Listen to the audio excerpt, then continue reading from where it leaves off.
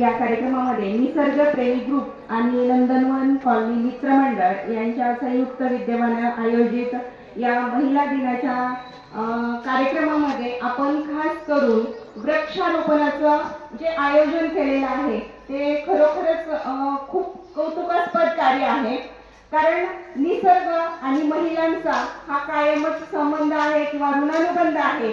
महिलांनी शेतीची सुरुवात केलेली होती असा इतिहास सांगतो आणि प्रत्येक गोष्ट जपण्याचं काम त्यांच्या हातून होत असतं. त्यामुळं आज आपण महिलांच्या हाताने या ठिकाणी वृक्षारोपण करताय ही आम्हा सर्व महिलांसाठी एक गौरवाची बाब आहे. आणि आजच्या या कार्यक्रमासाठी प्रमुख मान्यवर म्हणून उपस्थित असणाऱ्या युथ आयकॉन आणि आम्ही त्यांना आमची लाडकी मुलगी म्हणतो अशी आमची लाडकी डॅशिंग सभापती आकांक्षाताई चौगुले आणि आमच्या लाडक्या दादाची लाडकी वहिनी आम्ही त्यांना म्हणतो त्या शिवाईताई गायकवाड यासोबतच माझ्या सर्व मैत्रिणी. कारण वेळेअभावी सर्वांची नावं न घेता एक म्हण आहे, नाव घ्या नाव घ्या नाव काय घ्यायचं मैत्रिणींना शेवटी हाय डिअरच म्हणायचं. तसं आमच्या सगळ्या बेस्टीज माझ्या सगळ्या मैत्रिणी इथं उपस्थित असणाऱ्या आणि आमचे सर्व निसर्गप्रेमी ग्रुपचे सर्व बांधव त्यांच्या पाठिंब्यामुळेच हे सगळं कार्य होऊ शकतंय. आणि आज आपलं उमरगा शहर एक जी हिरवळ आपल्याला दिसते याच्यामध्ये सर्वात मोठा वाटा निसर्गप्रेमी ग्रुपचा आहे हे मला अभिमानानं सांगावंसं वाटतं. कारण आज जर आपण समाजामध्ये वातावरण पाहत आहोत तर वेगवेगळ्या व्यसनाधीनतेच्या कडे तरुणाई कळलेली आहे किंवा वळलेली आहे. अशा सगळ्या परिस्थितीमध्ये आज ही तरुण मंडळी सगळी निसर्गाच्या सानिध्यात किंवा निसर्गाकडे वळलेली आहेत ही खूप मोठी कौतुकास्पद बाब आहे. आणि या महिला दिनाचं औचित्य साधून आपण हा सुंदर उपक्रम राबवला त्याबद्दल आपल्याला मी हार्दिक शुभेच्छा देते.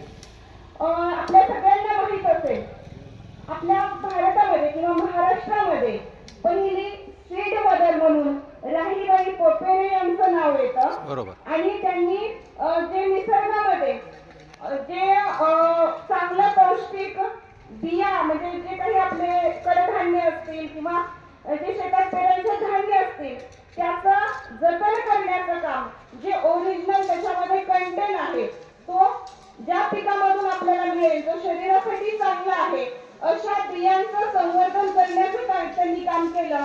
आणि 2020 साली भारत सरकारने त्यांना पद्मश्री पुरस्कार दिलेला होता. हाही एक आपण स्त्री म्हणून ही सुद्धा आपल्या सगळ्यांसाठी गौरवाची बाब आहे. यासोबतच आपण सर्वजण इथं उपस्थित आहात.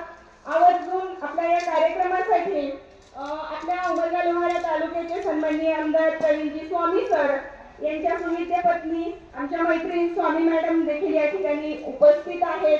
तर आपणही स्वामी मॅडमच्या माध्यमातूनही आणि सरांच्या माध्यमातूनही या निसर्गप्रेमी ग्रुपलाही मदत व्हावी किंवा आपल्या या उमरगा तालुक्यातील जे निसर्ग संवर्धनासाठी जे काही कार्य करत आहेत त्याच्यामध्ये तुमच्या माध्यमातूनही काहीतरी स्वामी मॅडमला देखील या ठिकाणी आज विनंती करते हा निरोप नक्कीच सरांपर्यंत पोहोचतील आणि आपल्यालाही त्यांची मदत होईल. तर आज या सुंदर प्रसंगी मी आपल्या सगळ्या महिलांसाठी एक गौरवाची कविता या ठिकाणी समर्पित करणार आहे माझ्या सर्व माताभगिनींसाठी मैत्रिणींसाठी. कवितेचं नाव आहे बाईपण.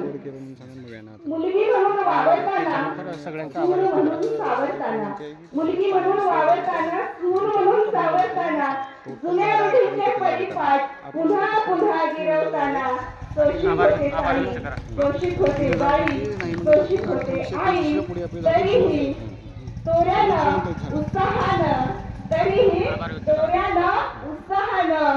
साऱ्यांच्या तालावर झुलत राहतं बाईपण साऱ्यांच्या तालावर झुलत राहतं बाईपण झुलत राहतं बाईपण.